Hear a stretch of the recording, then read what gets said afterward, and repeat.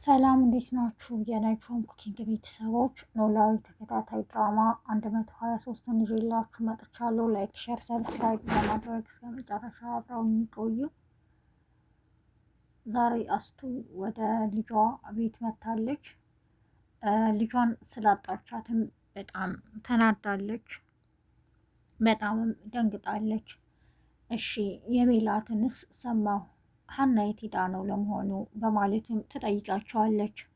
ሀና አባቷ ቤት ሄዳለች ይሏታል። ለምንም እያለች በጥያቄ ታፋጣቸዋለች። እነሱ ጋር የሚኖሩ ሁለት ልጆች አሉ እና እነሱን ትንሽ ተናግረናቸው ስለነበር እነሱን ለምን ተናገራችሁብኝ? እናንተ ከነሱ አትበልጡም በማለት ትታን ሄዳለች ይሏታል። እሷም በቃ መሄድ አለብኝ በማለት ሰላም ወደ እነ ሀና ይዛት ሄዳለች። እዛም ስትደርስ በቃ ተመለሽ ካደራሽኝ ብላታለች። ተምቹ መንገድ ላይ ቁጭ ብሎ ያጨሳል። አቶ ኖላዊ ያገኙታል። እሱም ስለደነገጠ የሚያጨሰውን ይደብቃል። አቶ ኖላዊ ስለገባቸው እያጨስክ ነበር አይደል ይለዋል። አላጨስኩም በማለት ይሸመጥጣል። ያላየውህ እንዳይመስልህ ይለዋል። በቃ ተውን ፋያው ይለዋል። ከዚህ በኋላ ግን እንዳላይ ይህን እያጨስክ ቲምባዋህን ይለዋል። ላጭስ እንዴ ትንሽም እያለ ሙድ ይይዛል። አሴርም ከተምቹ ጋር ቁጭ ብሎ ያወራል።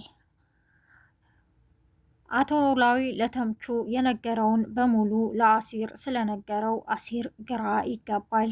የራሳችንን ስሜት ብቻ እየተከተልን ሀናን አስቀይመናታል ማለት ነው ይላል። ሀና ቤተሰቦቿን ትታ ከአባቴ ጋር ነው የምኖረው ብላ ከመጣች በቃ ሂጄ ይቅርታ እጠይቃታለሁ እቤት ከሆነች በማለት አሲር ወደ ቤት ያመራል። ቤት ሲሄድም ሀናን ያገኛትና ይቅርታም ይላታል። እና ደግሞ ቤተሰቦቼ ከእናንተ በኋላ ነው የመጡት። እኔ ወደ አዲስ አበባ ስመጣ ብዙ ነገር አድርጋችሁልኛል፣ ይቅርታ ስላደረኩትም ትለዋለች። እሱም እኔም የራሴን ስሜት አስቀድሜ በመናገሬ ይቅርታ፣ አንቺን አልተረዳሁሽም ነበር ይላል። ሰላምታ እና እርቃቸውን ካወረዱ በኋላ አሲር በቻው በማለት ሄዷል። ድንገት በር ሲቆረቆር አስቱ ትመጣለች። እንዴት መጣሽ ትላታለች። እዚህ አደረሰችኝ እህትሽ ተመለሽ ብያታለሁ፣ ግን ምን ሆነሽ ነው ወደዚህ የመጣሽው?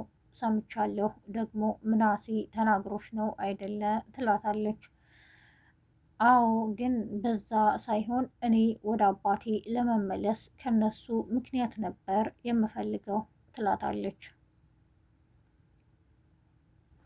እና አሁን ወደ ቤት አትመለሽም እንዴ? 17 ዓመት ሙሉ እኮ የሚናፍቁሽና ሲፈልጉሽ የነበሩ ቤተሰቦች አሉሽ ትላታለች።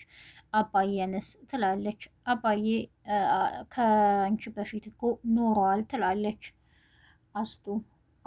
አይሳሳቱም ማማ፣ ከዛ በፊት የሚሆን በኋላ ደግሞ እኔ ነኝ የሰራሁት አባዬን። አባዬ ካለኔ ህይወት ይከብደዋል ትላታለች። ግን እኮ 17 ዓመት ሙሉ ልጃቸውን አጥተው ያለቀሱት ቤተሰቦችሽም እያለች ትነግራታለች። ሰላምና ምናሴም እናታቸውን ሊጠይቁ ሂደዋል። ትንሽ ካወሩ በኋላ ሰላም እኔ ምልሽ እማዬ ሁሌ እዚህ ኬክ የሚመጣላት ልጅ እንዴት ናት ትላታለች። አሁን ወደ ጤናዋ እየተመለሰች ነው ትላታለች። ምናሴም እማዬ ግን ትናንት የሆነች ልጅ እኛ ቤት መታ ነበር፣ ግን ደንግጣ ወጣች አንቺን ፈልጋ ስለመጣችም ይላታል። ምን አይነት ናትም ትለዋለች። ካስታወሰ በኋላ የሆነች አይኗ ጎላ ጎላ ያለ ልጅ ናት ይላታል። እሷም ግራ ትጋባለች።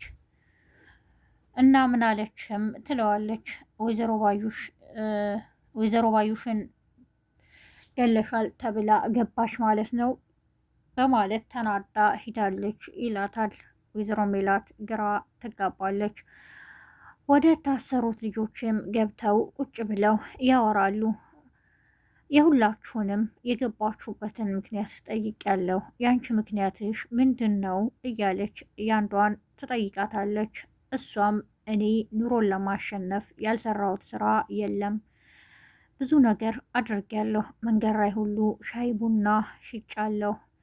በቃ ከምነግርሽ በላይ ወርጄ ሰርቻለሁ። በዛ መሀል ነበር አንድ የከተማ ባለሀብት ሰውዬ ሴትነቴን ካልተጠቀምኩብሽ እያለ የሚያስቸግረኝ ትላታለች። እና በጣም ጨካኝም ስለሆነ አስገድዶ ደፈረኝ እያለች ትነግራታለች። ወይዘሮ ሜላትም በጣም ትናደዳለች። ለዚህ ሁሉ እስር ያበቃኝም እሱ ነው እያለች ትነግራታለች። ታሪኬን ሳትሰሚ በእኔ አትዘኝም ብዬሽ ነበር አይደል?